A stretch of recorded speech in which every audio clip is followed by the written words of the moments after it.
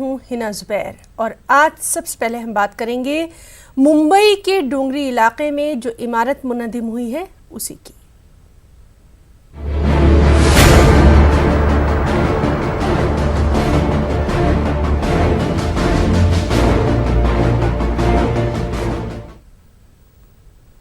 जी हाँ, मुंबई की डोंगरी इलाके में 4 मंजिला इमारत मुनहदिम हो गई। इमारत के मुनहदिम होने से 2 से ज्यादा अफराद के हलाक होने का अंदेशा है। 5 अफराद को बचाया गया है। मौके पर एनडीआरएफ की टीम राहत और बचाव के काम में लगी हुई है। एम्बुलेंस की 10 गाड़ियां मौजूद हैं, डॉक्टर्स की टीम मौजूद है। महाराष्ट्र के वज़ीर आला देवेंद्र फडणवीस ने बयान जारी करते हुए बताया कि इमारत में 15 खानदान क़याम पजीर थे। इमारत 100 साल पुरानी थी और ख़तरनाक इमारतों की फहरिस्त में भी शामिल थी। इमारत को डेवलपर्स के हवाले किया गया था। मलबा हटाने का काम जंगी पैमाने पर जारी है।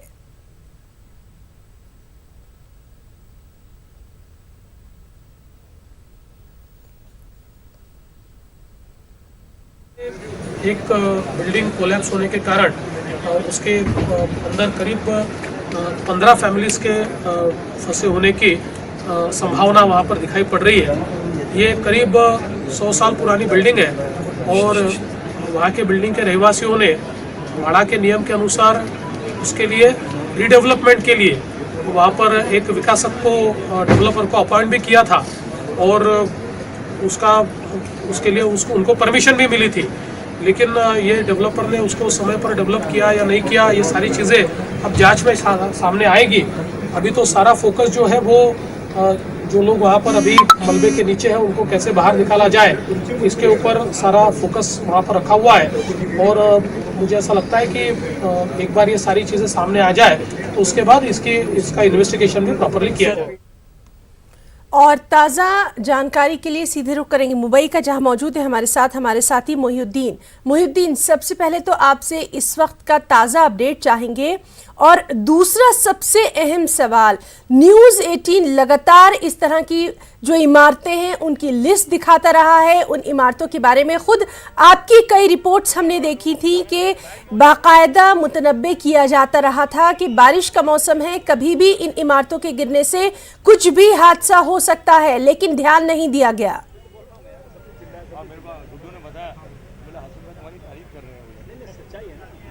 जी देखिए, हम यहाँ पर जो है वो ऑन द स्पॉट लोकेशन पर मौजूद है। डोंगरी के अब्दुर्रहमान शाह बाबा दरगाह के करीब जो इमारत थी और इसके कोलैप्स होने का टाइम जो है 12:15 बजे बताया जा रहा है। हमारे साथ मोहम्मद अमीन पटेल साहब एमएलए हैं, जो कि यहाँ के मुकामी एमएलए हैं। हम इनसे जानते हैं। अमीन पटेल साहब, एक बात ये बताइए कि अभी तक कितने लोगों की मौत हुई है, कितने लोग को निकाला गया है, ताज़ा हालात क्या है? 11 लोगों को टोटल निकाला गया है, जिसमें से 3 लोगों की मौत हो गई है और 7 लोग जो है वहाँ पर एडमिट है, 1 को छोड़ दिया गया है। इस मलबे के नीचे और भी तकरीबन 20 से 25 लोगों की दबे होने की आशंका जताई जा रही है, क्योंकि नीचे एक टेलर का शॉप था, कारखाना था, ऊपर 12-13 फैमिलीज भी रहती थी। अमीन पटेल साहब, एक बात ये बताइए, क्योंकि बताया जा रहा है कि नोटिस मिल चुकी थी माड़े की तरफ से, उनको मुतनब्बा किया जा चुका था, उनको एक किस्म का जो है वो ऐलान किया जा चुका था, इसके बावजूद भी बिल्डिंग ना खाली करने की वजह क्या है? देखिए, जो ट्रांजिट कैंप ये लोग देते हैं, माडा जो ट्रांजिट कैंप देती है वो माहौल में देती है, बोरीवली में देती है। ये लोग की पूरी जिंदगी यहाँ गुजर चुकी है। जो लोग ट्रांजिट कैंप में गए वो लोग 40-40 साल से वापस नहीं आए, उनकी जिंदगी ट्रांजिट कैंप में गुजर गई है।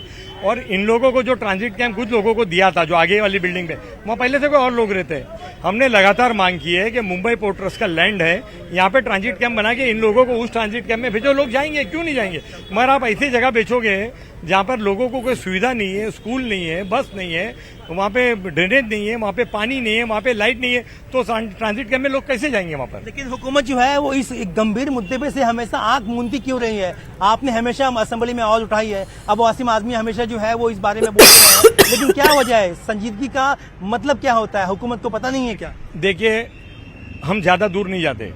15 दिन पहले असेंबली का इजलास खत्म हुआ है, अबू हाशिम साहब मौजूद है यहाँ पर, ये गवंडी के एमएलए है, मगर इस इलाके के लिए इन्होंने आवाज़ उठाई है। मैं यहाँ का एमएलए हूँ, मैंने इस इलाके की आवाज़ उठाई। हम सब लोगों ने एक मत होकर के सीएम साहब को, हाउसिंग मिनिस्टर को ये बोला है कि बारिश, जो मुंबई में जब बारिश हो गई थी, पूरा पानी भर गया था, कि हमारे इलाकों में पुरानी जर्जर इमारतें हैं, फौरन एक्शन लीजिए, वो बिल्डिंगें गिरेंगी, लोग मरेंगे। 2 साल पहले एक बिल्डिंग गिरी थी, 33 लोग मर गए थे।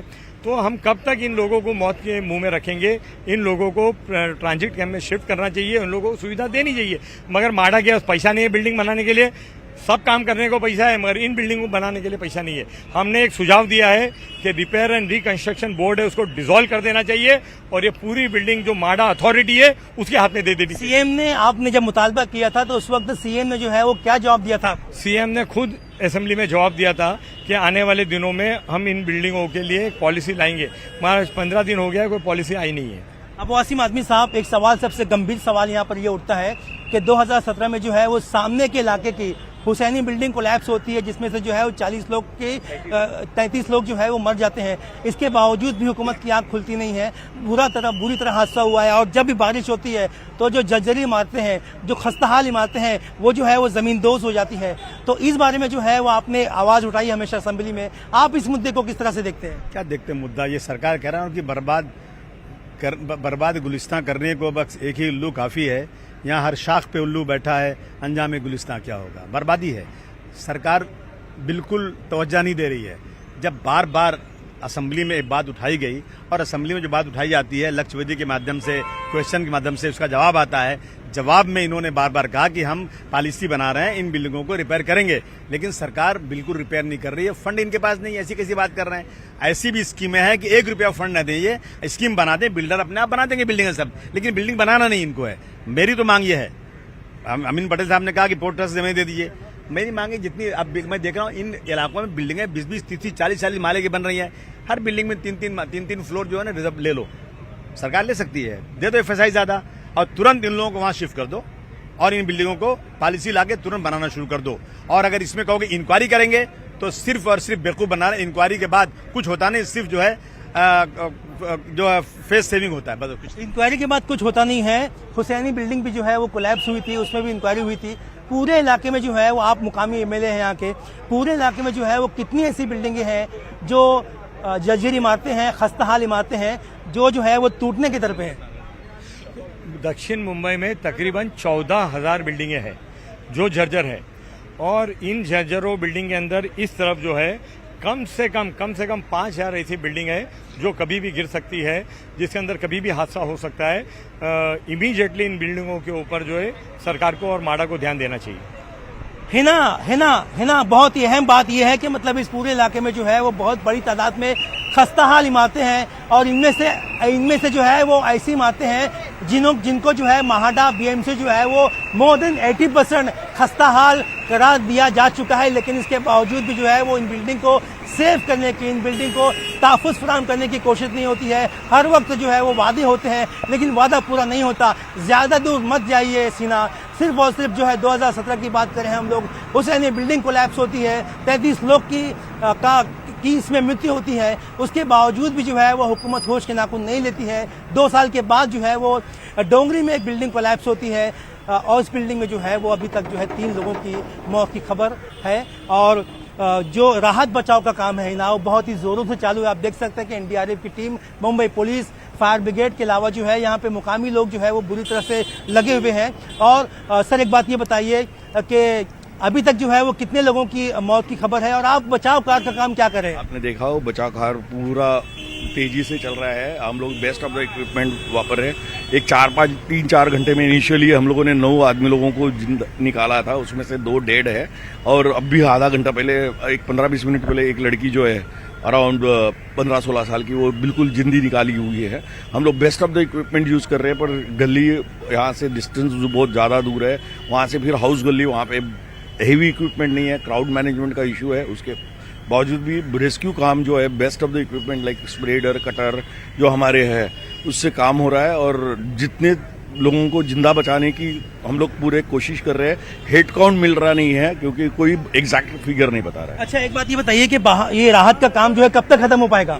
मैंने पहले ही बताया कि यहाँ पे अपने हम लोगों को जो अंदर हेवी टीम पॉसिबल नहीं है डालना, तो उसके लिए एग्जैक्टली बता नहीं सकते। आप देख सकते हैं कि मतलब चाहे बीएमसी हो, चाहे अग्निशम दल हो या एनडीआरएफ की टीम हो, ये पूरी की पूरी तरह से यहाँ पे लगी हुई है और इस कोशिश में है कि मतलब कितने लोगों को जो है वो जिंदा बचा सकते हैं, जिंदा निकाल सकते हैं, इसकी कोशिश में लगे हुए हैं। यही गली है, इस गली की जो है वो आखिर में जो है वो एक बिल्डिंग है, जिसे जहाँ जो बिल्डिंग कोलैप्स हुई है, अब्दुर्रहमान बाबा की दरगाह जो है बहुत ही मशहूर स्पॉट यहाँ पर मौजूद है और पूरी तरह से जो है ना बचाव राहत का काम यहाँ पर जारी है। अमीन पटेल जो यहाँ के मुकामी एमएलए हैं, उन्होंने बता खुद कहा है कि इस पूरे के पूरे इलाके में जो है 5,000 से ज्यादा बिल्डिंग है। जी मोहिउद्दीन, आपसे ये भी जानना चाहेंगे, वहाँ पर जो लोग मौजूद थे, जो लोग रह रहे थे, उनके बारे में ज़रा बताइए कि कौन लोग थे। और लगातार ये कहा जा रहा है कि जान सबसे ज़्यादा कीमती है, उसके बावजूद सिर्फ और सिर्फ सियासी वादे होते रहे, दावे होते रहे, किया कुछ नहीं गया। जी देखिए, मैं आपको बता दूं कि इस बिल्डिंग को जो है वो नोटिस दी जा चुकी थी और न्यूज़ 18 उर्दू ने जब 2017 में जो हुसैनी बिल्डिंग कोलैप्स हुई उसके बाद इस पूरे इलाके का दौरा किया और हम खुद कैसरबाई बिल्डिंग में गए थे और इसकी भी रिपोर्ट की थी और उस वक्त भी जो है लोग बिल्डिंग खाली कर रहे थे, लेकिन बेशतर लोग, बेशतर अफराद, बेशतर खानदान जो है वहाँ पर मुकीम थे। उनका ये कहना है कि उनको जो मुतबादिल जगह दी गई है वो मुतबादिल जगह जो है वो इतनी ठीक ठाक नहीं है जहाँ पे वो जो है वो वहाँ पर जाकर रह सके। उनको जो मुतबादिल जगहें दी जाती हैं वो यहाँ से बहुत दूर दी जाती है, जिसकी बुनियाद पर उनका जाना वहाँ पर मुश्किल है और उनके स्कूल के बच्चों की जो स्कूलें हैं वो यहीं पर है। उसके अलावा जो है उनके कारोबार यहीं पर है, उनकी पूरी जिंदगी जो है यहीं पर है। इसके बावजूद उन्हें जो है वो कोसों दूर घर दिया जाता है तो वो नहीं जा पाते हैं। 15 खानदान यहाँ पर जो है वो फिलहाल रह रहे थे जब ये हादसा हुआ और फिलहाल जो है 35 लोग यहाँ पे अटके हुए हैं। एनडीआरएफ का ने बताया कि मतलब यहाँ पर जो है बचाव राहत का काम बहुत ही तेजी से जारी है। तो बचाव और राहत का काम जंगी पैमाने पर जारी है और लगातार हम भी इस अहम खबर पर नजर बनाए हुए हैं। मोहिउद्दीन, आपका और आपके साथ जो आपके मेहमान जुड़े थे अबू आसिम आजमी साहब, उनका तमाम लोगों का बहुत बहुत हम शुक्रिया अदा करना चाहेंगे तमाम तर जानकारी के लिए। मोहिउद्दीन, बहुत बहुत शुक्रिया आपका। और हमारे एक और नुमाइंदे वसीम ने महाराष्ट्र के वजीर तामीरात वीके पाटिल और महाराष्ट्र के एक और अहम वजीर गिरीश महाजन से इस सिलसिले में बातचीत की। दोनों का कहना यही है कि मामले की जांच जारी है और महलूकीन को मुआवजा दिया जाएगा। आ रहे हैं और बताया जा रहा है बात ज्यादा कितनी डेथ है और एक्चुअल में किस तरह से राहत बचाव चल रहा है? नहीं, अभी क्या है कि 2 लोगों की उसमें हादसे में मौत हो गई, ऐसा है तो प्राथमिक जानकारी है। 41 लोग उस मलबे के नीचे दबे, ऐसी एक प्राथमिक जानकारी है लोगों से। लेकिन अभी इसका मुआवजा ले रहे हैं, रेस्क्यू ऑपरेशन भी जोर जोर से चल रहा है। हमारी प्राथमिकता जो है लोगों की जान बचाने की हमारी प्राथमिकता रहेगी। किस तरह से पुनर्विकास किया जाएगा, क्योंकि कई इमारतें हैं, 491 के करीब इमारतें हैं जिन्हें नोटिस दी गई है लेकिन इसके बावजूद भी लोग खाली नहीं कर पा रहे। कल मैं उसके लिए रिव्यू मीटिंग ले रहा हूँ। मैं समझता हूँ कल के मीटिंग के बाद पूरी गवर्नमेंट की पॉलिसी सामने आ जाएगी और एक उसके हादसे के कारण जिम्मेदार लोगों के ऊपर कार्रवाई होगी और आगे जाके उसमें कार्रवाई आगे जाके दोबारा कैसे हम रोक सकते हैं उसको, ये उसके बारे में हम कोई गवर्नमेंट की पॉलिसी उसमें शामिल आए। ये थे विके बड़े। इस वक्त हम बात करते हैं, देखा गया है किस तरह से लोग यहाँ पे हैं और खुद महाजन जी हैं, उनसे बात करते हैं। महाजन सर, जिस तरह से आपने देखा है किस तरह से अभी सरकार की तरफ से राहत बचाव का काम चल रहा है, किस तरह से उनका पुनर्विकास? एनडीआरएफ की टीम पूरी यहाँ पर है, बीएनसी की फायर ब्रिगेड की टीम यहाँ पर है, पुलिस है और लोकल पब्लिक का बहुत सहयोग है। सभी मिलकर वार्ड लेवल पे ये सब मलबा हटाने का काम यहाँ पर चल रहा है। दिक्कत तो बहुत है, छोटी गली है, उसमें कोई ट्रक जा सकती नहीं, गाड़ी जा सकती नहीं, छोटी कोई जेसीबी जा सकता नहीं, लेकिन मैन्युअली मलबा हटाने का काम चल रहा है और वार्ड लेवल पे काम चल रहा है। अभी तक 8 कैजुअलिटी मतलब 8 लोगों को वहां से बाहर निकाला गया, उसमें से 2 की मौत हो गई है, 6 लोगों को जेजे में एडमिट किया है, उसमें का 1 का डिस्चार्ज हो गया है और अभी पूरा मलबा हटाने के बाद में पता चलेगा इसमें और नीचे क्या क्या दबा हुआ है। 15 परिवार बताया जा रहा है और कितने लोगों की आशंका है, क्या डेथ के आंकड़े बढ़ सकते हैं? नहीं, आशंका पे नहीं चलेगा क्योंकि 10-11 बजे का समय था, बच्चे स्कूल में गए थे, लोग भी काम पे निकल गए थे। अभी पता नहीं, अभी पूरा मलबा हटाने के बाद में हम लोग बता सकते हैं कि इसमें कितने लोग हैं, क्या है। नोटिस देने के बाद भी लोग घर नहीं खाली करते, बहुत पुनर्विकसन को लेकर काफी परेशानी होती है। सरकार की तरफ से किस तरह योजना बनाई, क्योंकि महज ये पहला हादसा नहीं, इससे पहले भी कई हादसे होते हैं। नहीं तो सही बात है, आप देख रहे हैं कि कैसे लोग यहाँ पर 100 साल, 200 साल, 150 साल पुरानी सभी इमारतें, बिल्डिंग यहाँ पर है। मुंबई जैसे जगह में आज रहने की दिक्कत कैसी है, कितनी, ये आपको भी पता है, लेकिन इसमें से हमको रास्ता भी निकालना पड़ेगा क्योंकि पुरानी बिल्डिंग है। बारिश में कौन सी बिल्डिंग कब होगा इसका सब जायजा भी लिया है, बीएमसी ने लिया है। म्हाडा की बिल्डिंग है तो म्हाडा भी ले रही है और माननीय मुख्यमंत्री महोदय इसके ऊपर आजकल में मीटिंग करेंगे, उसमें म्हाडा, बीएमसी सभी के आला अफसर रहेंगे और एक अच्छा निर्णय मुझे लगता है माननीय मुख्यमंत्री महोदय जल्दी करेंगे। जो इंजर्ड है उनको भी मदद दी जाएगी और पूरा जो भी खर्चा है इसके लिए जो भी इलाज लगेगा, उसके जो खर्चा लगेगा वो सरकार की तरफ से हम करेंगे। हमसे बात करने के लिए थे मंत्री गिरीश महाजन जी, और साथ ही हमने बात की विखे पाटिल जी से, जो हाउसिंग मिनिस्टर थे। उनका साफ तौर पे ये कहना था कि जो सरकारी योजनाएं हैं उनका कहीं ना कहीं उस पर काम किया जाएगा, और साथ ही जिस तरह से पूरी घटना उसकी जांच की जाएगी। अब तक जो आंकड़े आ रहे थे मरने के, उन पे उन्होंने अल्पविराम लगाते हुए कहा कि 8 से ज्यादा लोग घायल हुए और 2 डेथ हुई है। ये आंकड़ा बढ़ने की आशंका जरूर जताई जा रही है, क्योंकि अब भी कई लोग मलबे में दबे हुए हैं। मुंबई से विलास चिबड़े के साथ वसीम अंसारी, न्यूज 18। और हमारे नुमाइंदे मोहिउद्दीन ने महाराष्ट्र की रुकनी असेंबली अबू आसिम आजमी से इस सिलसिले में खास बातचीत की। उन्होंने सरकार की कड़ी नुक्ताचीनी की है। पार्टी नेता अबू आसिम आजमी जो है वो इस पूरे के पूरे हादसे की जो है वो को देखने के लिए और उसकी जांच करने के लिए यहाँ पर आए, अपनी टीम के साथ आए हुए हैं। हम इनसे बात करते हैं। सर, एक बात ये बताइए कि मतलब साउथ मुंबई में जो है वो 14,000 से ज़्यादा इमारतें जो हैं यहाँ पर है, जो खस्ता हाल है, जर्जर इमारतें हैं, और ये जो इलाका है ये मुस्लिम अक्सरियती इलाका है। और इससे पहले 2017 में हुसैनी बिल्डिंग का हादसा हुआ जिसमें 50 से ज़्यादा लोगों की मौत हुई, और 2019 में जो है ये हादसा हुआ। इसकी जिम्मेदार आप किसको मानते हैं? आपका जो है इस बारे में क्या बोलेंगे? देखिए, ये ऐसा है कि मैं 10 साल से एमएलए हूँ। 10 साल में जितनी भी असेंबली में सेशन हुआ है, हर सेशन में मुंबई के डेवलपमेंट में जब बात हुई तो 19,000 जर्जर इमारतें हैं। ये बात एक बार नहीं, 50 बार सारे मुंबई के एमएलए ने कहा है कि 19,000 बिल्डिंगें इतनी खराब हैं कि लोग जो हैं मौत के कुएं में रहते हैं। और कारपोरेशन ने इतना खराब रूल बना दिया कि हर बिल्डिंग से 6-6 मीटर छोड़ के बिल्डिंग बनेगी, जो बन ही नहीं सकती कभी। और इसके ऊपर कितनी बार मीटिंग हुई है, बैठक हुई है सारे ऑफिसरों के साथ में, लेकिन सरकार जानबूझ करके इनको मरने के लिए छोड़ दिया सरकार ने। मैं समझता हूं कि कानून तो ठीक है, लेकिन जब मुख्यमंत्री को मालूम है, जब हाउसिंग मिनिस्टर को मालूम है, कमिश्नर को मालूम है, बार बार इस पे बहस हो चुकी है, तो फिर सस्पेंड किसको, कानून किसको बनाना है? मुख्यमंत्री को बनाना है। जिम्मेदारी सारी मुख्यमंत्री की है, उनके पास ये मंत्रालय है। और ये बेचारे लोग जानते हैं कि ये बिल्डिंग गिरने वाली है, नहीं छोड़ते बेचारे, मौत के मुंह में, क्योंकि उनको नहीं छोड़ पाते हैं बिल्डिंग। मुंबई बहुत महंगा शहर है, कहाँ रहेंगे लोग? जितनी नई बिल्डिंगें बन रही है उसमें 2-2 फ्लोर बना दो ट्रांजिट कैंप के लिए, क्या बुरी बात है? एक गली में इतनी बड़ी बिल्डिंगें बन रही हैं, हर बिल्डिंग में 2-2 फ्लोर बना दिया जाए ट्रांजिट कैंप के लिए, और जितने लोग यहाँ पे उनको जगह दी जाए। ये मेरी मांग है। जब भी सुधरेगा मामला, नहीं सुधरने वाला नहीं है। वसीम आजमी साहब जो है अपना दर्द बयान कर रहे थे कि मतलब जो है वो किस तरह के हालात हैं यहाँ पर, और हुकूमत की लापरवाही जो है वो किस तरह से है, जिसके बुनियाद पर इस तरह की अमवात वाक़ई होती है। कैमरे पर्सन अविनाश लोडे के साथ मोहिउद्दीन, न्यूज़ 18 मुंबई। और खबर खास में अब हम बात करेंगे बिहार में सैलाब के कहर की।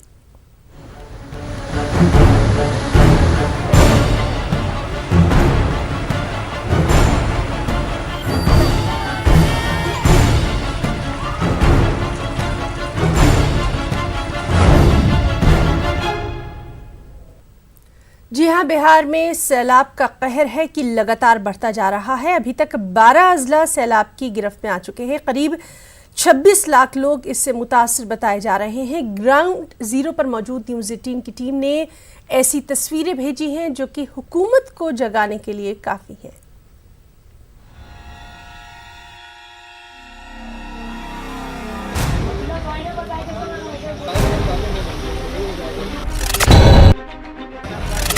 नेपाल से हिंदुस्तान आने वाले पानी की ये तूफानी बिहार के कई हिस्सों में तबाही ला रही है।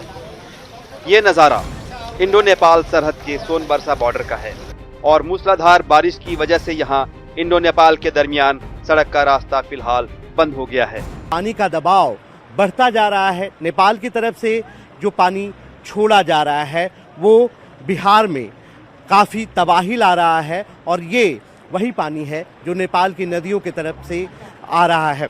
और आपको बता दें कि इस वजह से लगातार बिहार के जो सीमावर्ती इलाके हैं, जो सीमावर्ती जिला हैं, वहां बाढ़ की स्थिति हो चुकी है। सैलाब से सबसे ज्यादा तबाही सीतामढ़ी में हुई है। यहाँ कई इलाकों में घरों के अंदर पानी दाखिल हो गया है। हालात ये हैं कि रेगा सीतामढ़ी रोड महज 24 घंटे के अंदर झील में तब्दील हो गया है। ये सीतामढ़ी रीगा रोड है और कल तक यहाँ गाड़ियां सर पर दौड़ा करती थी। आज की स्थिति ये है कि कमर से ऊपर तक पानी हो गया है। सुपौल के भी कई हिस्से सैलाब की गिरफ्त में आ गए हैं। यहाँ इंडो नेपाल सरहद के पास वीरू बैराज के 56 गेट खोल दिए गए हैं, जहाँ से लाखों क्यूसेक पानी लगातार डिस्चार्ज हो रहा है। पानी बिहार के अलग अलग हिस्सों में अपना खौफनाक मंजर दिखा रहा है। हिमालय इसका उद्गम स्थल है।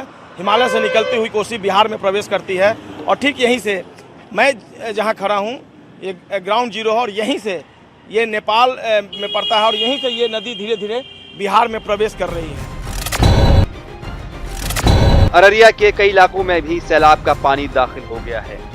यहाँ मदनपुर में सड़कों पर कमर तक पानी बह रहा है और लोग बदहाली की जिंदगी गुजारने पर मजबूर हैं।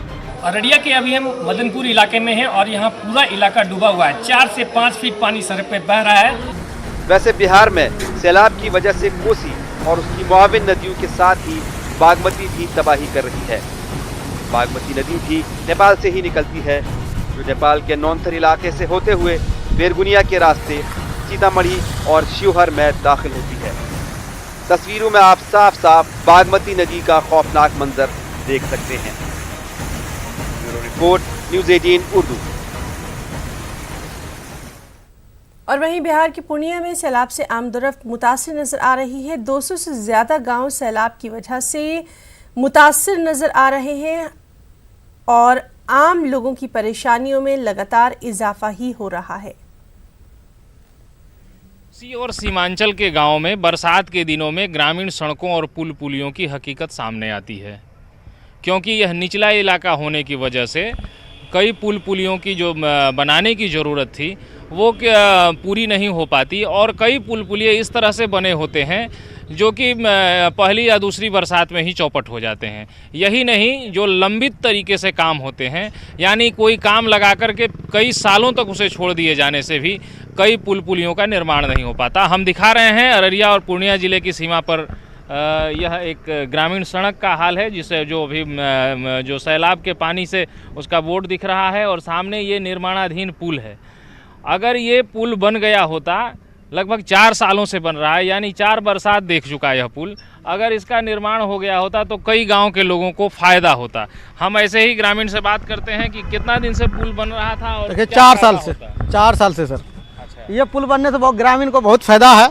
यहाँ का जो प्रोग्रेस है, जो दुकानदारी है, कारोबार, वो हर चीज़ बढ़ जाएगा यहाँ पे। वो दोनों साइड का पाया उसका ध्वस्त हो गया है। जो बनाने में जो मिस्त्री जो फॉल्ट किया है, वो फॉल्ट का वजह से दोनों साइड का पुल उसका जो पाया है वो ढल गया नीचे। वो फिर उसको दोबारा जो है रिपेयरिंग किया जाएगा। तो ये जो हाल है यह बता रहा है कि ग्रामीण सड़क और पुल पुलियों के निर्माण में जो काम हो रहा है उसकी हकीकत क्या है। 4 साल से यह एक ज़रूरी पुल बन रहा है जो कई गांवों को कनेक्ट करने वाला था, लेकिन निर्माण की गति इतनी खराब और धीमी है जिसकी कहानी ग्रामीणों ने यहाँ बता दी है। तो सैलाब के दिनों में ऐसे पुल जो हमारे ग्रामीण विकास की हकीकत है उसको सामने लाते हैं और यह बताते हैं कि काम किस तरह से हो रहा है और काम को किस तरह से होना चाहिए। कैमरामैन मनोज के साथ राजेंद्र पाठक, न्यूज़ 18 अररिया। और वहीं सीतामढ़ी में भी सैलाब का पानी दाखिल होने लगा है। कई इलाके ज़ेरे आब आ गए हैं, यहाँ तक कि लोग रेलवे ट्रैक्स पर पनाह लेने पर मजबूर हैं। न्यूज़ 18 नुमाइंदे ने यहाँ के हालात का भी जायजा लिया। बाढ़ के पानी ने सीतामढ़ी शहर को भी अपने कब्जे में ले लिया है। मेरे पीछे जो मोहल्ला है वो जानकी नगर है। आप देखिए किस तरह से जानकी नगर जो है वो पूरी तरह से पानी के चपेट में है। इसमें हज़ारों की बस्ती है, कई 100 परिवार इसमें रहते हैं, कई मकान हैं इसमें जो पूरी तरह से डूब चुका है। लोग अब प्रशासन की तरफ निगाहें किए हुए हैं कि प्रशासन की तरफ से कोई सुविधा मिल जाए, कोई ऐसी व्यवस्था मिल जाए ताकि उनका जीवन यापन या फिर उनके जान माल की रक्षा हो सके। आपको बता दें कि देखिए ये जो मोहल्ला है, मैं अपने कैमरा पर्सन अभिषेक से कहूँगा, ये मोहल्ला है कुष्ठ रोगियों के लिए एक मोहल्ला बनाया गया था जो सरकार ने यहाँ पुनर्स्थापित किया था, लेकिन वो पूरा मोहल्ला डूब चुका है। इसके अलावा वो अब रेलवे ट्रैक पर आ चुके हैं। हम अभी मौजूद हैं रेलवे ट्रैक पर और ये रेलवे ट्रैक ही अब इनका आशियाना हो चुका है। आपको बता दें कि तमाम जो लोग हैं वो मोहल्ला छोड़कर इस रेलवे ट्रैक पर अपना आशियाना बनाए हुए हैं। कहाँ से हैं आप? जानकी नगर से। क्या इधर कब से रह रहे हैं? यहाँ 5 दिन से रह रहे हैं। सरकार की तरफ से कोई व्यवस्था किया गया? अशोक बाबू जमीन दे के हम लोग को बसाया गया। हाँ। डीएम साहब। हाँ। उसी नदी कानी में हर साल ज्यादातर परेशानी में हम लोग सहते हैं। अभी तले माने कीजिए दहाड़ आया है, 4 दिन हो गया, कोई खबर नहीं है यहाँ। अब हम लोग भूखे दुखे सब मर रहे हैं यहाँ लाइन के पास। आप कुष्ठ मोहल्ले में रहते हैं? कुष्ठ कॉलोनी में रहते हैं सर। कुष्ठ कॉलोनी में जी। अच्छा, तो आपका परिवार भी यही रहता है? हाँ, सब परिवार बाले बच्चे सब यहाँ पर है, माने पूरा। थोड़ा हट जाइए, हटिए। देखिए, आपको बता दें कि ये जो पूरा बसाया हुआ है, जो अस्थायी तौर पे बसाया हुआ है, सरकार ने अभी तक कोई व्यवस्था नहीं किया है। सरकार ये खुद लोगों ने ही अपना व्यवस्था किया हुआ है। और आपको बता दें कि लगातार हम इस तस्वीर को इसलिए दिखा रहे हैं कि प्रशासन की निगाह इस तरफ जाए, प्रशासन के लोगों की निगाह इस तरफ जाए। कब से इधर आप लोग रह रहे हैं? हम यहाँ के वासी। कहाँ के रहने वाले? बाजार से। अच्छा, ठीक। क्या सरकार की तरफ से कोई व्यवस्था हुआ?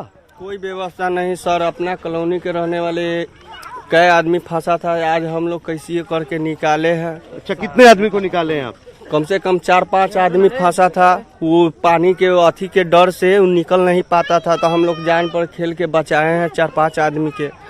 कहते थे पूरा राशन पताई सब दहा गया, सब पानी पीने के लिए जगह घर उड़ सब टूट गया, सब कुछ दहा हुआ गया। जितना राशन पताई खाने के लिए नहीं है, हम सब पानी के लिए तरस रहे, खाने के लिए भी तरस रहे। पानी वानी का व्यवस्था कुछ नहीं है।